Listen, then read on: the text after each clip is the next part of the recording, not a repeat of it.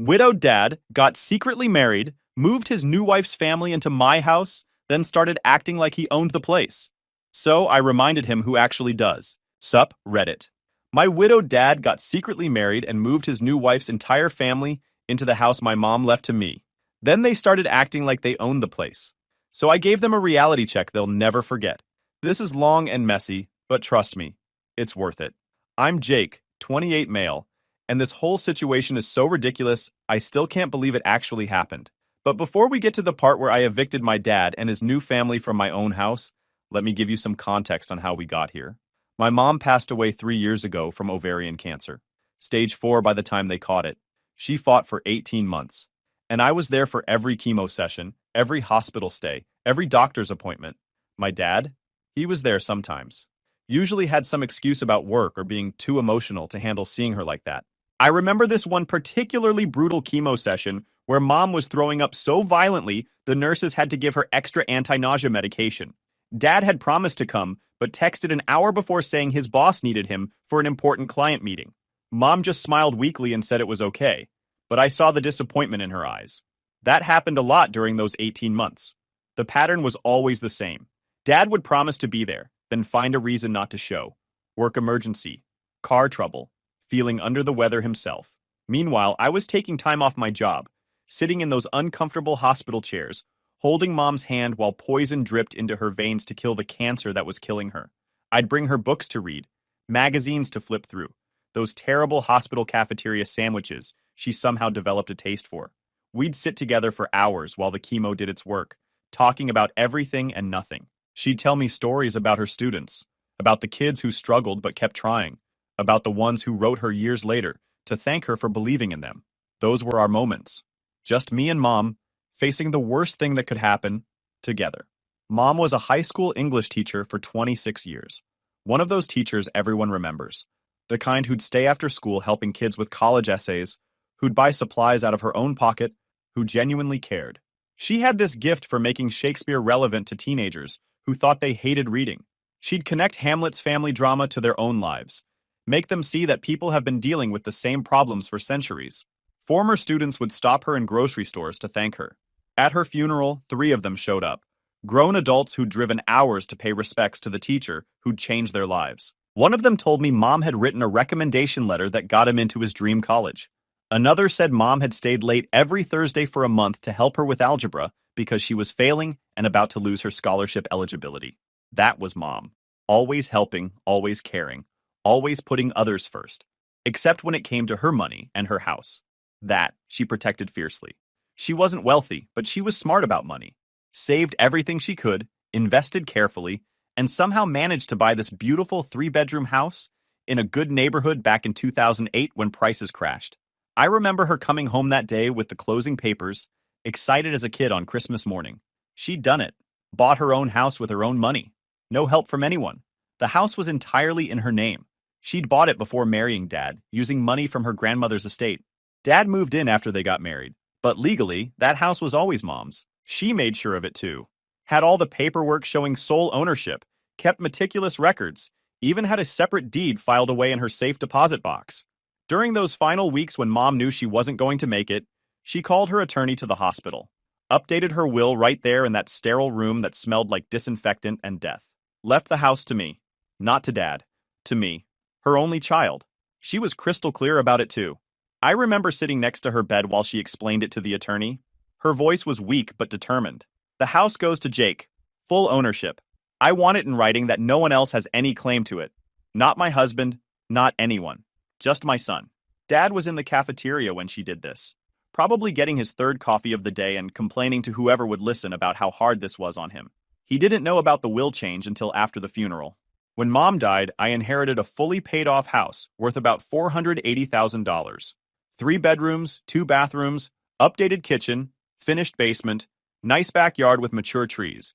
Great neighborhood with good schools. The kind of place young families would line up to buy. Dad acted weird about it from the start.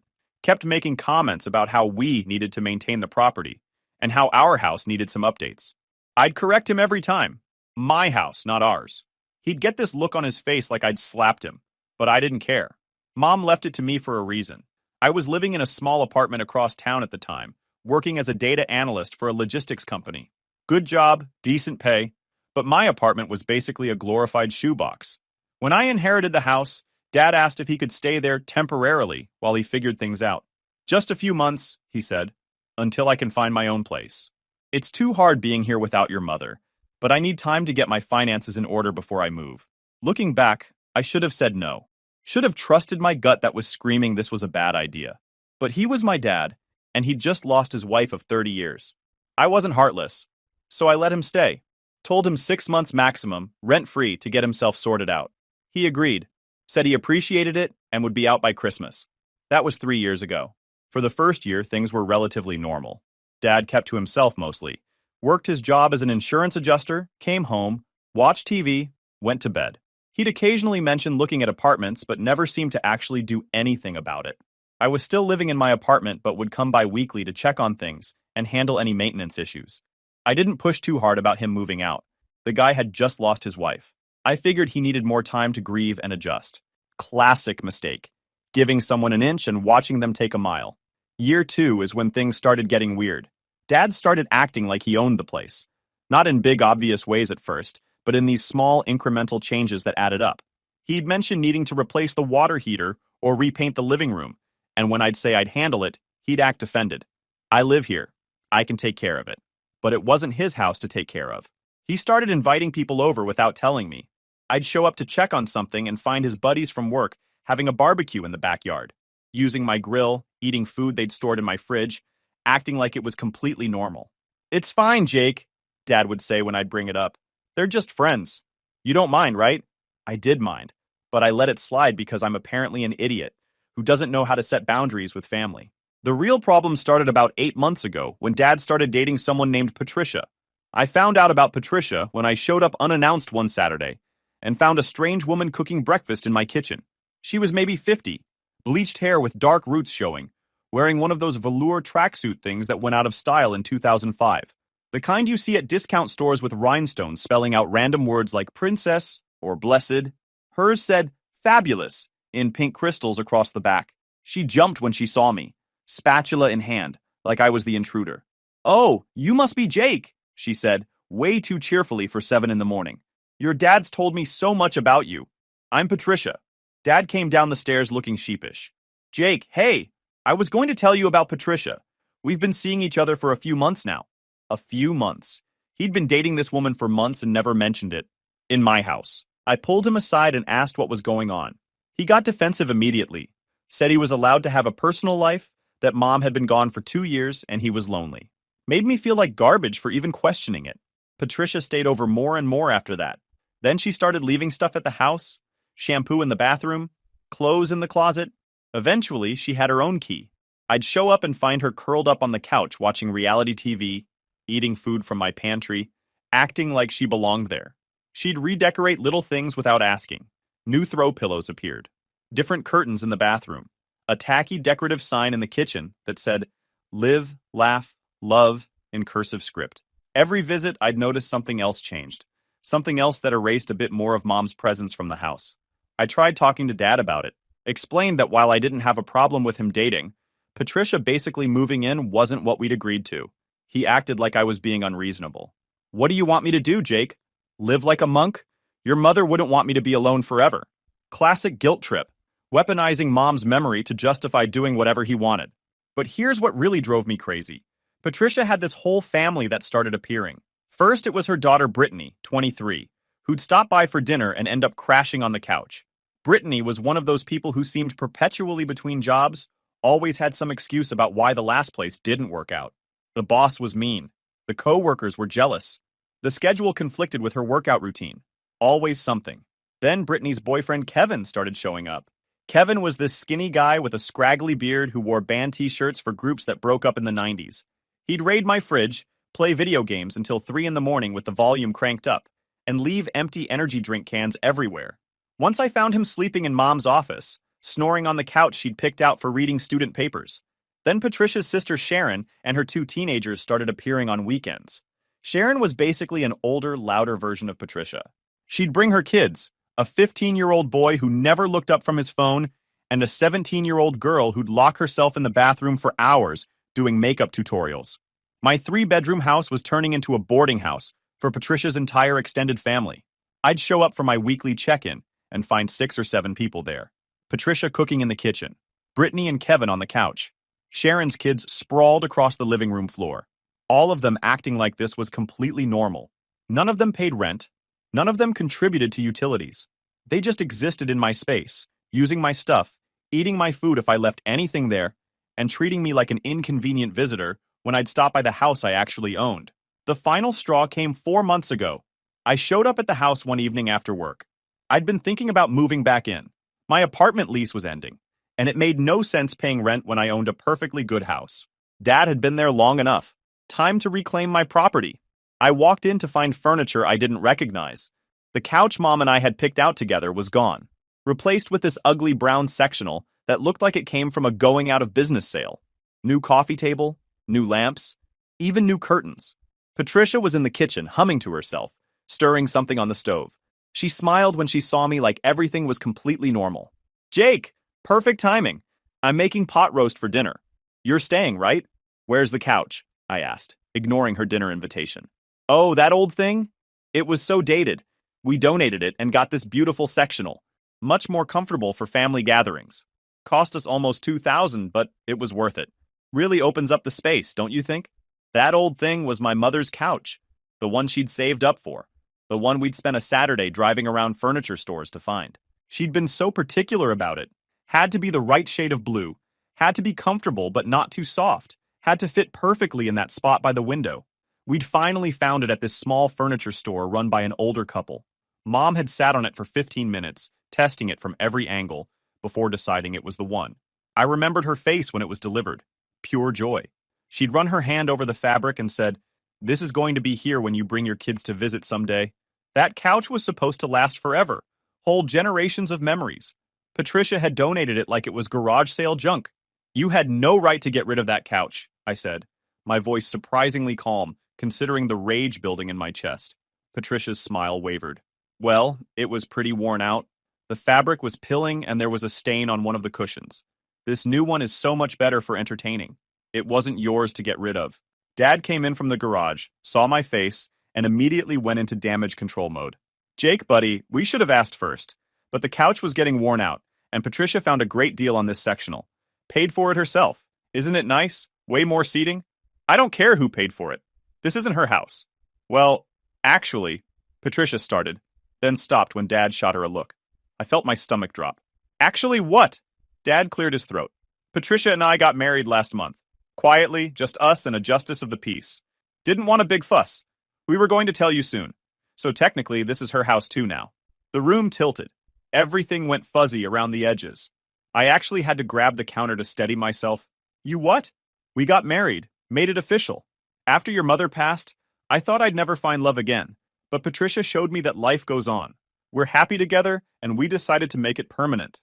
Married. My dad had gotten married without telling me, and apparently thought that gave his new wife ownership of my house. "Dad, this house is in my name. Mom left it to me. You getting married doesn't change that." He waved that off like it was a minor technicality. "You put me on the deed when I moved in, remember? As a co-owner?" "No, I absolutely did not do that. I would never have done that." Mom's voice rang in my head from that hospital room. "Just my son. Not my husband. Not anyone. Just my son. Dad, I never put you on the deed. The house is solely in my name." His face went red, that vein in his forehead starting to pulse the way it did when he was angry. "Yes, you did. We signed papers. I remember signing papers when I moved in." "What papers?" He fumbled around in the kitchen junk drawer. The same junk drawer Mom had organized so carefully, now overflowing with takeout menus and loose batteries and mysterious keys that probably didn't open anything. He pulled out some documents that looked official, triumphantly waving them at me. I took them, feeling my blood pressure rising with each line I read. They weren't deed transfer papers. They were the forms I'd signed, giving him permission to make emergency repairs if needed while he was living there. Basic stuff so he could call a plumber if a pipe burst or get the furnace serviced without having to track me down first. Just a simple power of attorney for household maintenance. Nothing about ownership. Nothing about property transfer. Just authorization to handle repairs. But he was waving them around like they were the deed to the house, like they proved he owned half of everything. "These don't give you ownership, Dad. These just let you handle repairs. There's nothing here about property ownership or deed transfer. It's right here in the first paragraph. Limited power of attorney for maintenance purposes only. Well, I've been living here for 3 years, paying utilities, maintaining the property, making improvements. That's got to count for something. I basically own this place through sweat equity. Patricia jumped in then, clearly having researched this topic. We consulted with someone about property law. Apparently, if someone lives somewhere long enough and contributes to upkeep, they can claim tenant rights or even ownership through adverse possession. We've been living here, maintaining everything, treating it as our primary residence. The law recognizes that. I stared at her. This woman I'd known for 8 months was standing in my kitchen, lecturing me about property law regarding my house. A house she had no legal claim to. A house my mother had specifically left to me with ironclad documentation to prevent exactly this kind of situation. That's not how adverse possession works, I said slowly. And even if it was, Dad's been here with my permission. He's not an adverse possessor. He's a guest who's overstayed his welcome. Dad's face got harder. I'm not a guest in my own home. It's not your home, it's mine. That's when things got ugly. Dad started yelling about how ungrateful I was, how he'd raised me, how I wouldn't even have this house if not for him being married to my mother. Patricia chimed in with comments about respecting elders and family values. I stood there taking it, watching my dad transform into someone I barely recognized. Finally, I'd had enough. You have 30 days to move out, I said quietly. All of you. Dad laughed. Actually laughed. You can't evict us. This is my house too. It's not, and I can. You'll be hearing from my attorney. I walked out before I said something I'd regret. Behind me, I could hear Patricia comforting Dad, telling him not to worry, that they'd figure this out. The next day, I called the attorney who'd handled Mom's estate. His name was Raymond, and he'd known my mom for years. When I explained what was happening, there was a long silence on the other end of the line. Jake, I'm going to ask you something, and I need you to be completely honest. Did you ever sign any documents regarding that property after your mother passed?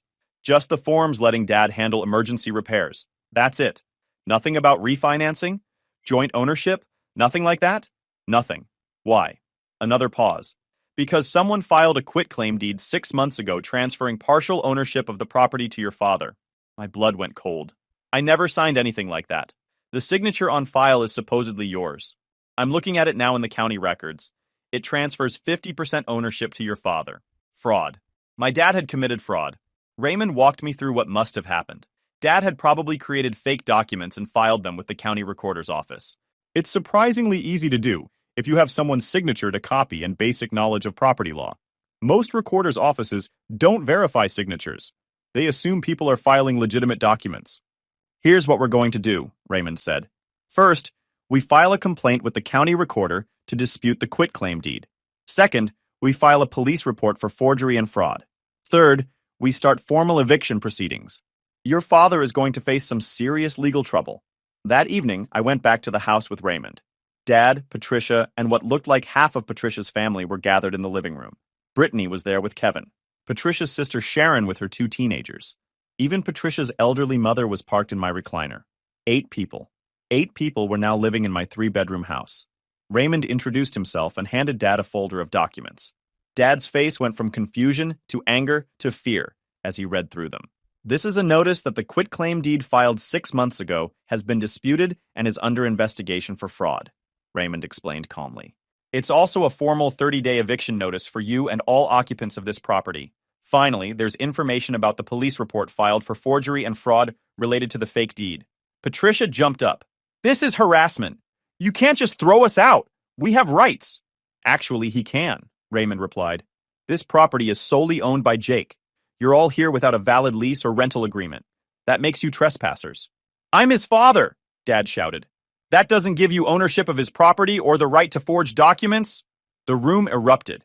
Everyone talking over each other. Patricia's family acting like I was the villain. Dad yelling about betrayal and disrespect. I just stood there watching the chaos, feeling nothing but cold anger. Finally, I spoke loud enough to cut through the noise. 30 days. Everyone out. No exceptions. Brittany started crying. Kevin called me names. Patricia's mother muttered something about disrespectful young people. Dad just stared at me with this look of absolute hatred. Over the next month, I documented everything. Every instance of them not paying rent. Every modification they'd made to the house without permission. Every piece of Mom's furniture they'd removed or destroyed. Raymond compiled it all into a case file. The police investigation into the forged quitclaim deed moved surprisingly fast. Turns out Dad had left a pretty obvious trail. He'd used a signature from an old birthday card I'd given him, made copies, and practiced tracing it until he could reproduce it well enough. Then he'd filled out the quitclaim deed forms and filed them himself at the county recorder's office. The recorder's office records showed him filing the documents on a Tuesday afternoon. Their security cameras caught him doing it. He hadn't even tried to hide his identity. When confronted by police, Dad initially denied everything. Then, when they showed him the evidence, he broke down and admitted it. Said he'd panicked after marrying Patricia, worried about having nowhere to go if I decided to kick him out. Thought if he was part owner, I couldn't force him to leave. Patricia, of course, claimed complete innocence. Said she had no idea Dad had forged anything. But her earlier comments about adverse possession and tenant rights suggested otherwise. She'd been coaching him, probably researching ways to stake a claim to my property. The 30 days passed. They didn't leave. I'd been monitoring the situation from a distance. Drove by a few times and saw Dad's car still in the driveway, lights on in the evening, clearly still occupied. Called the house phone once and Patricia answered cheerfully, like nothing was wrong. They were betting I wouldn't follow through. That eventually I'd cave because he was my dad, and family doesn't really kick family out on the street. They were wrong. On day 31, I showed up with Raymond, a locksmith named Danny who'd done work for me before, and 2 sheriff's deputies. Time to make it official. The deputies were these 2 older guys who'd clearly done this kind of thing 100 times before. Officer Brennan and Officer Walsh. Brennan did most of the talking while Walsh took notes and observed. They had this professional detachment that made the whole thing feel both more real and more surreal. Dad opened the door looking like he hadn't slept in days. His hair was uncombed, he was wearing the same shirt I'd seen him in 2 days ago when I'd driven past, and he had this desperate, cornered look in his eyes. Behind him, I could see packed boxes in the hallway, but also plenty of unpacked stuff. They'd made a half-hearted attempt to move, but clearly hadn't taken the deadline seriously. "This is your final notice," Raymond said in that calm attorney voice that somehow made everything sound both official and slightly ominous. "You have 4 hours to remove yourselves and your possessions from this property. After that, anything remaining becomes abandoned property and will be disposed of according to state law. Do you understand?" Dad tried pleading immediately. His whole body language changed. Shoulders hunched, voice getting higher and shaky. "Jake, please, we just need a little more time. We've been looking for places, but everything is so expensive. Just another week or 2. Come on, I'm your father. You can't really do this. Think about what your mother would say." That last line made my jaw clench. Mom would say you should have thought about this before you forged documents and tried to steal the house she left me. Patricia appeared behind him, and she looked furious instead of scared. Her face was red, eyes blazing.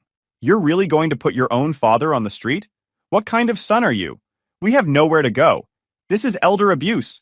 "Actually, ma'am," Officer Brennan said, consulting his clipboard, "your husband is 62, which doesn't meet the legal definition of elderly for abuse purposes. And this is a legal eviction proceeding that's been properly filed and documented. If you'd like to discuss your concerns, I can provide you with information about tenant advocacy resources. We're not tenants. This is a family home." Patricia's voice was getting shriller. "Do you have a lease agreement?" Brennan asked. "No, but do you pay rent?" "Well, we pay utilities and that's not rent. So legally, you're residing here without a rental agreement, which makes this a straightforward eviction case. The owner has given you ample notice. It's time to vacate." The sheriff's deputies made it clear. They could leave voluntarily or be removed. Their choice. For a moment, I thought Dad might actually try to physically resist. He had this look on his face like he was calculating whether he could somehow barricade the door or create enough of a scene that the deputies would leave and give him more time. But Walsh stepped forward slightly, hand resting casually on his belt near his equipment, and Dad just deflated completely. His shoulders sagged, all the fight went out of him, and he nodded. "Fine, we'll go. But this isn't over, Jake. Family doesn't forget things like this." "You're right," I said. "I won't forget that you tried to steal my house." It took 3.5 hours for them to get everything out. Patricia's family showed up with trucks to help move stuff. Sharon arrived with her beat-up pickup. Brittany and Kevin borrowed someone's cargo van. Even Patricia's elderly mother showed up in a rusty sedan to provide moral support and shoot me disapproving looks. The whole family had turned out to witness my supposed cruelty. They formed this little solidarity circle, helping each other load boxes and furniture, shooting me dirty looks every time they passed. Lots of muttered comments just loud enough for me to hear. Patricia's mother kept saying things like, "In my day, children respected their parents, and this generation has no family values." Sharon made sure to catch my eye every time she walked past, shaking her head dramatically. "This is what's wrong with young people today," she announced to no one in particular. "No respect, no loyalty, just me, me, me." The funny part was watching them try to take things that weren't theirs. The new sectional couch? Patricia started directing Kevin and Brittany to load it into the van. I pointed out it was now my property since it was purchased for and placed in my house. Patricia argued she'd paid for it with her own money. I showed her that without a receipt proving ownership, and given that it was a fixed property in my house, it legally belonged to me now. Same logic she'd used about their house. Sharon tried loading Mom's good dishes into a box. I stopped her immediately. Those were Mom's wedding china, and they weren't going anywhere. "But Patricia uses these," Sharon protested. "Patricia doesn't live here anymore." Kevin tried taking my lawnmower. "Your dad said I could have it." My dad doesn't own anything here to give away.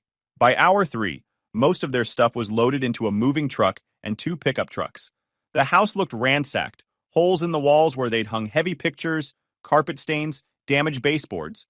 They'd treated my property like a rental they were never planning to get a deposit back from.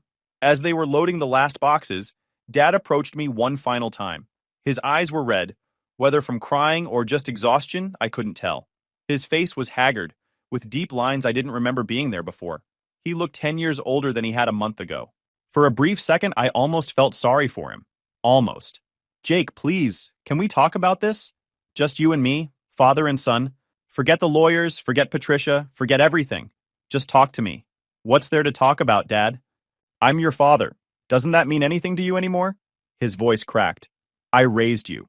I was there for your baseball games, your school plays, your graduation. I taught you how to ride a bike, how to drive a car, all those years together. And you're just going to throw them away? You threw them away when you forged my signature. I didn't mean for it to go this far. I swear, Jake. I panicked. Patricia and I needed stability. I'm getting older, and the thought of starting over alone terrified me. I thought if I was part owner, we could all live here together. Like a family. I thought you'd understand eventually." "Understand? You tried to steal my house, Dad. The house Mom specifically left to me because she knew—" I stopped myself, but Dad caught it. "She knew what?" His eyes narrowed. I could have lied, could have softened it, but I was done protecting his feelings. "She knew you'd try something like this. That's why she changed her will in the hospital. That's why she made sure every document was ironclad. That's why she left it to me and only me. She didn't trust you." The words hit him like physical blows. His face went white, then red, then white again. He opened his mouth twice, but no sound came out. "That's not— She wouldn't— We were married for 30 years. And she loved you. But she also knew who you were. She knew you were weak when it came to money and status and making yourself feel important. That's why she protected me from you." Patricia called from one of the trucks. "Come on, we need to go. The storage unit closes in an hour." Dad looked back at her, then at me. For just a second, I saw something in his eyes. Maybe regret, maybe just self-pity, maybe a genuine moment of understanding what he'd lost. Hard to tell. "I hope you're happy," he said quietly, his voice barely above a whisper. "Living in this big house all alone, you're just like your mother, stubborn and cold. She always thought she was better than me, smarter than me. Looks like she raised you to think the same thing. That was it. That's what made me snap. The part of me that had been holding back, trying to maintain some shred of civility, just broke. You're right. I am like Mom. She was smart enough to see through you. Smart enough to make sure you couldn't take from me what she worked her whole life to build. She saw you coming from a mile away, Dad. Even at the end, fighting cancer, barely able to speak, she knew she couldn't trust you with her legacy. That's why she changed her will in the hospital when you were in the cafeteria getting your third coffee. That's why she made sure every document was ironclad. That's why she had her attorney there with witnesses. She was protecting me from you." I let that sink in, watching his face process what I was saying. She knew. She knew you'd try to take this house. She knew you'd marry someone new and forget all about what we built together. She knew you'd choose your own comfort over honoring her wishes. That's why she left everything to me and nothing to you. Not $1, not one piece of furniture, not 1 square foot of property. She specifically wrote in the will that you had no claim to any of her assets. And you know what the last thing she said to me was? Dad's lips trembled, but he didn't speak. She said, "Take care of the house. Don't let anyone take it from you. especially not your father." Those were her actual last words to me. Not, "I love you" or "be happy." She used her dying breath to warn me about you. That last part wasn't entirely true. Mom's last words had actually been, "I love you, always." But Dad didn't need to know that. He needed to understand the magnitude of what he'd done, what Mom had seen in him, what he'd proven her right about. Dad opened his mouth, but nothing came out. His whole body seemed to fold in on itself. Behind him, Patricia honked the horn impatiently, oblivious to or uncaring about what was happening. "Get out of my house," I said, my voice steady and cold. "And don't come back. Ever." He left. They all did. The sheriff's deputies stayed until the last truck pulled away, then watched as the locksmith changed every lock. New deadbolts, new door handles, even a new garage door opener. No one from that circus was getting back in. After everyone left, I walked through the empty house. Well, not completely empty. There was damage everywhere. Holes in walls, scratched floors, broken cabinet hinges. They'd done thousands in damage. But it was mine again. I stood in the living room where Mom used to sit reading papers every evening, where she'd helped me with homework at the coffee table, where we decorated Christmas trees and watched movies, and just existed together as a family back when family meant something. The house felt emptier than ever, but it also felt clean, like I'd scrubbed away 3 years of bad decisions and toxic people. That night, I slept in my old bedroom for the first time in 3 years. The room where I'd grown up, where Mom used to read me bedtime stories when I was little, where I'd stayed up studying for SATs and stressing about college applications. It felt right being back. The legal fallout took months to fully resolve. Dad got charged with forgery and fraud. Since the amount involved was over a certain threshold, it was a felony. He ended up taking a plea deal, 2 years probation, community service, and restitution for legal fees. Patricia divorced him 6 months later, apparently being married to a felon who'd lost his house, and most of his savings on legal fees wasn't the stability she'd been looking for. She moved to Arizona with Brittany. Last I heard, she was dating someone else. Dad ended up in a small apartment on the other side of town, lost his insurance job after the conviction. Now he works retail at some big box store, barely making ends meet. He tried reaching out a few times through relatives, asking if we could talk. I never responded. Some family members thought I was too harsh. My aunt called saying I should forgive him. That family is important, that everyone makes mistakes. I asked her if she'd forgive someone who tried to steal her house through fraud. She changed the subject. Others got it. My cousin, who'd always been close with Mom, told me Mom would be proud, that she'd specifically structured her will to protect me from exactly this situation, that she'd seen Dad's true nature even if I hadn't. I spent the next few months fixing up the house, patching walls, replacing damaged flooring, repainting everything. It became a project, erasing every trace of Dad and Patricia's occupation, restoring it to what it had been when Mom was alive. Dad drives by sometimes. I've seen his car slow down in front of the house. He never stops, never gets out, just drives by slowly then speeds away. Part of me wonders what he's thinking, if he regrets what he did, if he misses Mom, or just misses having a free place to live. Probably the latter. The house is mine now. Completely, legally, undeniably mine. I've got the deed framed in the hallway. Every time I see it, I remember Mom's final gift to me wasn't just property.